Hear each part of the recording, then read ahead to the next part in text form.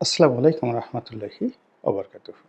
সম্মানিত দর্শক, দৃশ্যত মনে হচ্ছে জামাত ইসলামী বাংলাদেশ খুব সুবিধাজনক অবস্থায় আছেন।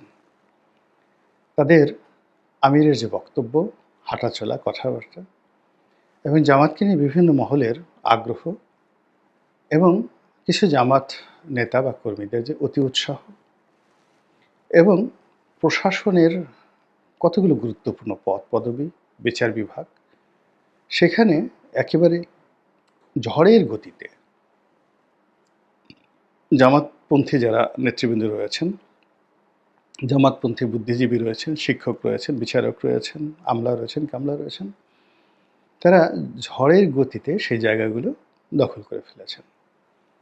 আপাত দৃষ্টিতে মনে হতে পারে যে এটা একটা বিশাল বিজয়, অসাধারণ একটা বিজয় এবং জামাত ক্ষমতায় চলে আসবে এবং সেভাবেই জামাতের যে আমির, তার সাক্ষাৎকার ছাপা হচ্ছে, তাকে নিয়ে বিভিন্ন মহলে উৎসাহ দেখা দিচ্ছে এবং জামাত কতগুলো নন ট্রেডিশনাল কাজকর্ম করছে এবং যে জিনিসগুলো অতীতে কখনোই দেখা যায়নি সেই জিনিসগুলো দেখা যাচ্ছে।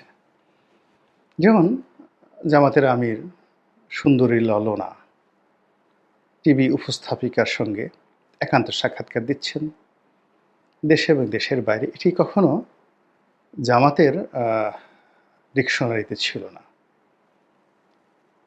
তো এরপর কি হচ্ছে, ইউরোপীয় ইউনিয়নের যারা লোকজন আছেন, রাষ্ট্রদূতরা আছেন, তারা জামাত অফিসে যাচ্ছেন বৈঠক করার জন্য। এটাও অতীতে কখনো হয়নি। জামাতের যারা নেতৃবৃন্দ রয়েছেন তারা আবার সেই চীন সরকারের আমন্ত্রণে চীন ভ্রমণে যাচ্ছেন। আপাত দৃষ্টিতে মনে হতে পারে এই পুরো প্রক্রিয়াটি বা যা কিছু হচ্ছে সবই জামাতের অনুকূলে হচ্ছে এবং জামাত আগামীতে ক্ষমতায় আসবে, সরকারের সঙ্গে তাদের দহরম মহরম সম্পর্ক আছে এবং তারা কেউ কেউ বলছেন যে তারা সরকার গঠন করবে অথবা প্রধান বিরোধী দল হিসেবে থাকবে। এটা তাদের প্রথম পদক্ষেপ। যদি প্রধান বিরোধী দলে থাকে, নেক্সট যে ইলেকশন হবে সেই ইলেকশনে তারা অবশ্যই সরকার গঠন করবে মোটা দাগে। কিন্তু আমার কাছে মনে হচ্ছে যে এই হিসেবটি উল্টে যাবে এবং অবশ্যই উল্টে যাবে। এর কারণ হলো যে প্রতিটি মানুষেরই অস্তিত্ব, বিজয় সব কিছু নির্ভর করে তার বেসিক যে তার ফাউন্ডেশন, সেই ফাউন্ডেশনের উপর। যে ধরুন একজন মানুষ, তার শ্রেষ্ঠত্ব হয় মানবিক আচরণে। সে যদি পশুর মতো আচরণ করে, দাতাল শুয়োরের মতো সে গুঁতো দেয়, তো সে অনেক কিছু হতে পারবে কিন্তু মানুষ হতে পারবে না।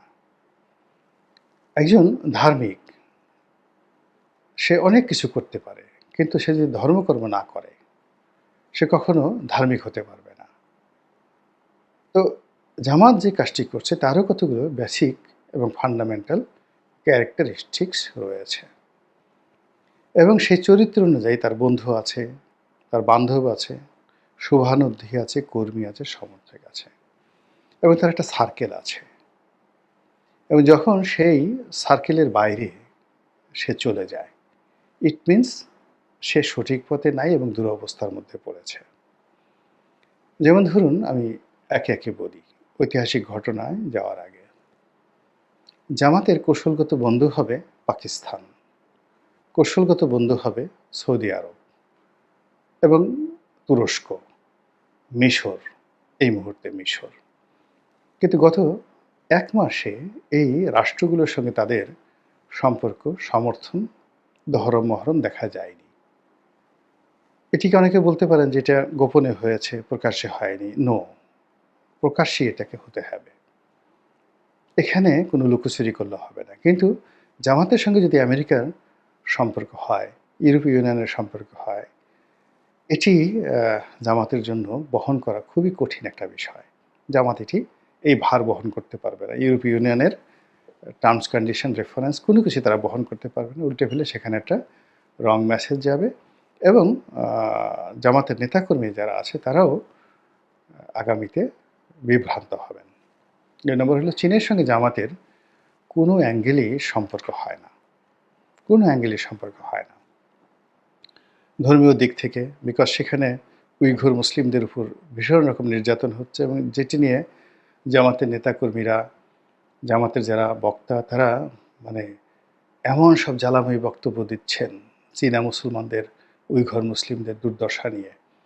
তো সেখানে জামাত সেই চীন দেশে যাচ্ছেন। ২ নম্বর হলো চীনের যে কমিউনিস্ট সরকার, এরা জামাতের যে আইডিওলজি, সেই আইডিওলজির একেবারে বাইরে।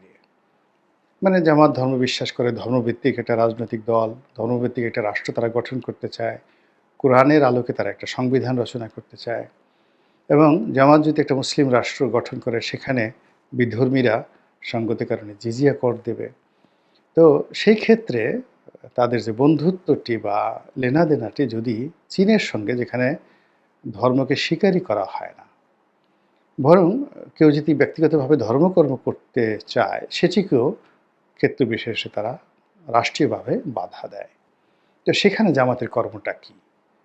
তারা যদি জামাতকে টার্গেট করে, জামাত কি চীনের প্রেসিডেন্ট মিস্টার শিকে ইসলাম ধর্মে ধর্মান্তরিত করবেন, নাকি মিস্টার শি জামাতকে একটি কমিউনিস্ট পার্টির, চীনা কমিউনিস্ট পার্টির একটি অঙ্গ সংগঠন রূপে তাদের বন্ধু বানানোর জন্য, তাদের সহযোগী বানানোর জন্য চেষ্টা করবে? হোয়াট এভার ভেবে যাই হোক না কেন, জামাত এই চীনের সাথে সম্পর্কের ক্ষেত্রে তাদের স্বকীয়তা তা হারিয়ে ফেলবে। এই গেল এখনকার বর্তমান অবস্থা। দ্বিতীয় যে সমস্যাটি, সেই সমস্যাটি হলো, আমরা সেই মদন কুমার এবং মধুবালার নাটক কবি জসীমউদ্দিনের যারা পড়েছেন তারা খুব ভালো করে জানেন যে মদন কুমারের জন্মের পর দীর্ঘদিন তাকে আলোর বাইরে রাখা হয়েছিল, অন্ধকারে রাখা হয়েছিল একটা ঘরে। এর কারণ হলো, বলা হয়েছিল যে সে যদি সূর্যের আলো একটা নির্দিষ্ট বয়সের আগে দেখে তাহলে সে উন্মাদ হয়ে যাবে। তো যাই হোক, তো একদিন সে যখন সূর্যের আলোর দেখা পেল এবং ঘরে যখন তার কাজের লোক ছিল না, গার্ড ছিল না, তখন সেখান থেকে সে বের হয়ে আসলো এবং সে পাগল হয়ে গেল। এর ব্যাপার হলো যে মানুষ যে পরিবেশ পরিস্থিতি থাকে, যেমন ধরুন আয়না ঘরে যারা বন্দী ছিল, তারা তাদের যে ট্রমা, তারা জীবনে কাটিয়ে উঠতে পারবে না, অস্বাভাবিক একটা জীবন তাদেরকে ভোগ করতে হবে। এবং এটা যত প্রলম্বিত যাদের জীবনে হয়েছে, কেউ যদি 6 মাস তাদের একভাবে হয়েছে, কেউ যদি 6 বছর আয়নাঘরে থেকেছে, তাদের জীবনে এর নেতিবাচক দিক আসছে ওইভাবে। তো জামাতের ট্রমা হলো, জামাতের প্রথম সারির যত নেতা তাদেরকে আওয়ামী লীগ নির্যাতন করেছে, জুলুম করেছে, অনেকে ফাঁসিতে ঝুলিয়েছে, এবং গত বলতে গেলে 2012 থেকেই জামাতকে রীতিমতো আন্ডারওয়ার্ল্ডে পাঠিয়ে দিয়েছে। তো 12 থেকে 24 মানে প্রায় 13 বছর কন্টিনিউয়াসলি, আর যদি অন দ্য লং রানে বলেন 15 বছর জামাতকে পালিয়ে থাকতে হয়েছে, ভয় পেতে হয়েছে। থানা, পুলিশ প্রশাসন তারা কখনো বুক ফুলিয়ে চলতে পারেনি, এবং 15 বছর এভাবে নির্জীব থাকতে থাকতে তাদের মাসেল, তাদের পেশি, তাদের চিন্তা শক্তি, তাদের রুচি, তাদের খাদ্যাভ্যাস, তাদের চিন্তা চেতনা সব কিছুর মধ্যেই একটা পলায়ন পর একটা মনোভাব, একটা মনোবৃত্তি তাদের তৈরি হয়ে গেছে। এখান থেকে বের হয়ে উন্মুক্ত ময়দানে হাঁটাচলা করতেই তাদের 1 বছর সময় দরকার ছিল, কোনো কথা না। যা শুধু তারা এই 15 বছর যে পালিয়েছিল, লুকিয়েছিল, তারপরে পুলিশ দেখলে দৌড়ে পালিয়েছে, এটাকে স্বাভাবিক করার জন্য লেফট রাইট আর্মির কায়দায় এটাকে 1 বছর শুধু তাদেরকে লেফট রাইট করা তাদের জন্য ফরজ ছিল। কিন্তু সেই কাজটি তারা করেনি বা সেই সুযোগ তারা গ্রহণ করেনি। তারা প্রথম দিন থেকেই, একেবারে ফার্স্ট ডে থেকেই পলাতক অবস্থা থেকে বের হয়ে সেই আগস্ট মাসের 5 তারিখ থেকেই অ্যাজ ইফ তারা যুদ্ধের ময়দানের প্রথম কাতারের তারা সোলজার বা যোদ্ধা হিসাবে প্রতিপক্ষের সঙ্গে লড়াইতে নেমে গেছে। সেটা কার সঙ্গে? বিএনপির সঙ্গে। বিএনপির উপর জুলুম অত্যাচার হয়েছে, বিএনপির অনেক লোক পালিয়ে থেকেছে, কিন্তু বিএনপির একটা বিরাট অংশ কিন্তু জামাতের মতো ছিল না। লক্ষ লক্ষ নয়, কোটি কোটি বিএনপির নেতাকর্মীরা আওয়ামী লীগের সঙ্গে ফাইট করে, মামলা মোকদ্দমা ভোগ করে তারা প্রকাশ্যে এই সমাজে ব্যবসা করেছে, বাণিজ্য করেছে, অনেক ক্ষেত্রে মারামারি কাটাকাটি করেছে। এখন জামাত কি করলো, এই যে একটা অবস্থা থেকে বের হয়ে তাদের সংখ্যা লঘিষ্ঠ সদস্যদেরকে নিয়ে বিএনপির সঙ্গে সরাসরি বিরোধে জড়িয়ে পড়ল। আবার বিএনপির কে এবং আওয়ামী লীগকে একটা শিক্ষা দেওয়ার জন্য এই সরকারের যারা কুশীলব তারা জামাতকে ইনস্ট্রুমেন্ট হিসেবে ব্যবহার করার চেষ্টা করছে, এবং এই একটি ইনস্ট্রুমেন্ট থেকে বাঁচার জন্য অথবা ইনস্ট্রুমেন্ট হয়ে বিএনপি এবং আওয়ামী লীগের সঙ্গে সমান তালে খেলার জন্য যে জিনিসটি দরকার, যে কৌশল, যে সাহস, যে বুদ্ধি, যে অর্থ যেটি দরকার, এটি জামাতের নেই। এবং এটা অসম্ভব একটা বিষয়। এমনকি জামাতের যারা নেতাকর্মী আছেন তারা যদি একেবারেই পৃথিবীর শ্রেষ্ঠতম যোদ্ধা বা গেরিলা যোদ্ধা চে গুয়েভারের মতো হন, ফিদেল ক্যাস্ট্রোর মতো হন, নেলসন ম্যান্ডেলার মতো হন, সেক্ষেত্রে এটা সম্ভব নয়। ফলে কি হলো, এই অল্প সময়ের মধ্যেই তাদের যে স্ট্রেংথ ছিল, তাদের যে সততা ছিল, তাদের যে নেম ছিল, ফেম ছিল, এবং তাদেরকে নিয়ে মানুষ কখনোই কটূক্তি করতো না, তাচ্ছিল্য করতো না। এখন তাদেরকে নিয়ে ট্রল করা হচ্ছে, বিভিন্ন রকম কথাবার্তা বলা হচ্ছে। আমি এই কথাগুলো আমার মুখে আমি বললাম না, কিন্তু আপনারা জানেন যে আমাদের কোন কোন নেতাকে নিয়ে সামাজিক মাধ্যমে কী ধরনের ট্রল করা হচ্ছে এবং কী ধরনের শব্দ সেখানে ব্যবহার করা হচ্ছে। তো এগুলো জামাতের জন্য এই মুহূর্তে দুর্ভোগ এবং দুর্দশা তৈরি করে ফেলেছে এবং জামাতকে হতোদ্যম করে ফেলেছে। আপনি দেখেন জামাতের নেতাদের মুখে এখন আর সেই হাসি নেই, আগের মতো হাসি নেই। আগস্ট সেপ্টেম্বরে তাদের যে হাসি ছিল, তৃপ্তি ছিল, সেটি এই সময়টিতে নেই। এবার একেবারে শেষ পর্যায়ে চলে আসছি। সেটি হলো, জামাত কিন্তু সবসময় ঐতিহাসিকভাবে অনেকগুলো ভুল করেছে শেষ মুহূর্তে এসে। যেমন জামাত যখন প্রতিষ্ঠিত হলো তখন তাদের সঙ্গে মুসলিম লীগের একটা ভালো সম্পর্ক ছিল। প্রতিষ্ঠাকালীন সময় জামাত কিন্তু পাক ভারত উপমহাদেশের অন্যতম প্রাচীন দল, আওয়ামী লীগের চেয়ে প্রাচীন দল। কিন্তু একেবারে শেষ মুহূর্তে এসে তারা কি করলো, মুসলিম লীগের সাথে তাদের সম্পর্ক নষ্ট হয়ে গেল, কংগ্রেসের সাথে তাদের সম্পর্ক নষ্ট হয়ে গেল, এবং তারা সরাসরি ব্রিটিশ সরকারের পক্ষ অবলম্বন করে ভারতের যে স্বাধীনতা এটার বিরুদ্ধে অবস্থান করে বসল। আচ্ছা, এরপরে যখন দ্বিতীয় বিশ্বযুদ্ধের পরে ব্রিটিশ সরকার দেউলিয়া হয়ে গেল এবং তারা বলতে গেলে জোর করে স্বাধীনতা দিয়ে গেল, তখন জামাতের যারা নেতৃবৃন্দ তারা ভারতীয় অপাঙ্ক্তেয়, পাকিস্তানে অপাঙ্ক্তেয়, ফলে তারা কি করলো, ভারত থেকে পাকিস্তানে চলে আসলো। চলে আসার পরে সেখানেও তারা রাজনৈতিকভাবে একের পর এক ভুল করলো, এবং যারা ক্ষমতাধর লোকজন তাদের সবার সঙ্গে তাদের বিভিন্ন সময় বিরোধ ছিল। আইয়ুব খানের সঙ্গে তাদের প্রথমে সুসম্পর্ক, তারপরে বিরোধ। ইয়াহিয়া খানের সঙ্গে প্রথমে সুসম্পর্ক, তারপরে টানাপোড়েন, এবং লাস্টে পশ্চিম পাকিস্তানে তাদের সেই বিরোধ ইয়াহিয়া খানের সঙ্গে। কিন্তু ইয়াহিয়া খানের সঙ্গে যখন পশ্চিম পাকিস্তানে বিরোধ, তখন এই বাংলায় টিক্কা খানের সঙ্গে হঠাৎ করে গোলাম আজমের একটা ভালো সম্পর্ক হয়ে গেল, এবং ওই সময়টাতে যে সরকার গঠন হলো মুক্তিযুদ্ধের ওই সময়টাতে, সেখানে জামাতের একজন বড় নেতা আব্বাস আলী খান তিনি মন্ত্রী হয়ে গেলেন, সম্ভবত শিক্ষামন্ত্রী। তো চিন্তা করেন যে এই দীর্ঘদিন যাবৎ যাদের সাথে টানাপোড়েন সম্পর্ক, পাকিস্তানের কেন্দ্রীয় সরকারের সাথে তাদের খারাপ সম্পর্ক, সেখানে প্রাদেশিক সরকারে যেখানে একটা যুদ্ধ চলছে, রাতারাতি তারা ইনস্ট্যান্টলি সেই টিক্কা খানের সাথে তারা সেখানে সম্পৃক্ত হয়ে গেল। এরপরে জিয়াউর রহমান সাহেবের সাথে তাদের খুব সম্পর্ক হলো, কদিন পরে সম্পর্ক নষ্ট হয়ে গেল। আবার এরশাদ সাহেবের সাথে সম্পর্ক হলো, আবার 2 বছর, 1-1.5 বছর বা 2 বছর পর সেই সম্পর্ক আবার নষ্ট হয়ে গেল। তাদের সঙ্গে আওয়ামী লীগের সম্পর্ক হলো, 86 সনে তারা একসাথে ইলেকশন করলো। তো এভাবে সবসময় তারা করেছে কি, ক্ষমতাসীন যারা লোকজন রয়েছেন খুব দ্রুত তাদের সঙ্গে তাদের সম্পর্ক হয়ে গেছে, আবার খুব দ্রুত তাদের সেই সম্পর্কের অবনতি হয়েছে। ফলে কি হলো, জামাতের ধারাবাহিক যে ডেভেলপমেন্টটা, সেই ডেভেলপমেন্টটা গড়ে ওঠেনি। জামাত গোলাম আযম সাহেবের পরে যে একটা বিশাল নেতৃত্ব, গোলাম আযম সাহেব, আব্বাস আলী খান, আব্দুল আলিম, ওনাদের পর্যায়ে পরে যে একটা বিশাল নেতৃত্ব গড়ে তোলা হয়েছিল, সেটা আলী হাসান মুজাহিদি, কামরুজ্জামান সাহেব, আব্দুল কাদের মোল্লা, তো মীর কাসেম আলী সাহেব, এরকম অনেকের নাম বলা যাবে।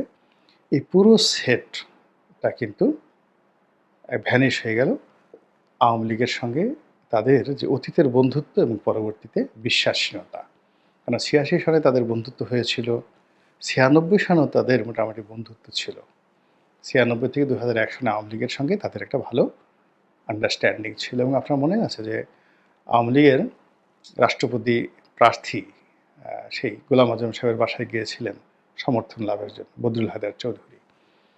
তো এই সম্পর্কটা বাদ দিয়ে যখন তারা আবার বিএনপির সঙ্গে ২০০১ সনে এসে গাঁটছড়া বাঁধল এবং বন্ধুত্ব করার চেষ্টা করলো, তখন আওয়ামী লীগ তাদেরকে অবিশ্বাস করা শুরু করলো এবং শত্রু মনে করা শুরু করলো।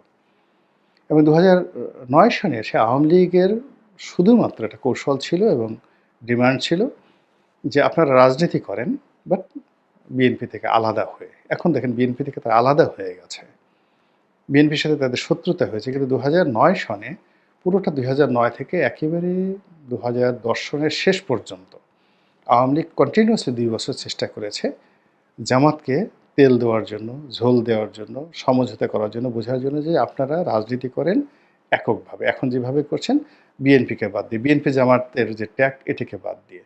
এর কারণ হলো আওয়ামী লীগের টার্গেট জামাত না, আওয়ামী লীগের টার্গেট ছিল বিএনপি। কিন্তু ওই সময়টাতে জামাত সেই সিদ্ধান্তটা নিতে পারেনি। এরপর আওয়ামী লীগ চেষ্টা করেছে জামাতকে হাক করার জন্য দেলোয়ার হোসেন সাইদী সাহেবকে দিয়ে, যে সাইদী সাহেবকে অ্যারেস্ট করা হলো। এবং যখন সাইদী সাহেবকে অ্যারেস্ট করা হলো, প্রায় ২ মাস পর্যন্ত তার বিরুদ্ধে সারা বাংলাদেশে একটা জিডি এন্ট্রিও ছিল না। তারপরে তাকে প্রস্তাব দেওয়া হলো যে আপনি আলাদা জামাত করেন, আমরা সব কিছু পেট্রেন করবো। উনি রাজি হলেন না। ফলে কি হলো, তাকে ফাঁসিয়ে দেওয়া হলো। এইভাবে মানে সবসময়টাতেই এই যে রাজনীতির যে কূটকৌশল, ক্ষমতার রাজনীতি, ক্ষমতার কূটকৌশল এবং প্রতিপক্ষের সাথে সম্পর্ক রাখা না রাখা, এইগুলোর যে জটিলতা, ঐতিহাসিক জটিলতা, সেই জটিলতায় কিন্তু সবসময় জামাত ক্ষতিগ্রস্ত হয়েছে, মারাত্মকভাবে ক্ষতিগ্রস্ত হয়েছে। এবং অতীতের যে জটিলতা, তার সাথে এখন এই বর্তমান জামানাতে তারা সবচেয়ে বেশি জটিলতায় পড়েছে। ভারতের সাথে তাদের সম্পর্ক, আমেরিকার সাথে তাদের সম্পর্ক, সমন্বয়কদের সাথে সম্পর্ক, ডক্টর ইউনূসের সাথে সম্পর্ক, ক্যান্টনমেন্টের সাথে তাদের সম্পর্ক, সিভিল সার্ভিসের সাথে সম্পর্ক, তারপরে অন্যান্য রাজনৈতিক দলের সাথে সম্পর্ক, সবগুলো সম্পর্কের মধ্যে যে জটিল রসায়ন এই ২০২৪ সনের নভেম্বর মাসে হয়েছে, আমি যেটা দেখতে পাচ্ছি, এরকম জটিল রসায়ন তাদের অতীতকালে কখনোই ছিল না। এই মুহূর্তে বাংলাদেশে জামাতের রাজনৈতিক অঙ্গনে, রাজনীতির বাইরে, ট্রাস্ট অর্দি কোনো ফ্রেন্ডশিপ নেই, কারোর সাথে নেই, কোনো রাজনৈতিক দলের সাথে নেই, কোনো ব্যক্তির সাথে নেই, কোনো সম্প্রদায়ের সাথে নেই। শুধু জামাতের যারা লোকজন আছে তারা কীভাবে আছে কেবলমাত্র জামাত জানে। কিন্তু অতীতে সবসময় তাদের কৌশলগত বন্ধু ছিল, কখনো বিএনপি, কখনো আওয়ামী লীগ, এবং সমাজের বিভিন্ন স্তরে, বিভিন্ন লেভেলে তারা বন্ধু তারা সেট আপ করে রেখেছিল। যেমন ফরহাদ মাজহারকে একসময় তারা বন্ধু মনে করতেন, মাহমুদুর রহমান সাহেব প্রথম যাকে বলা হয় আমার দেশ পত্রিকা সম্পাদক, বন্ধু মনে করতেন। অনেক লোককে তারা বন্ধু মনে করতেন এবং বন্ধু ছিলও বটে তারা।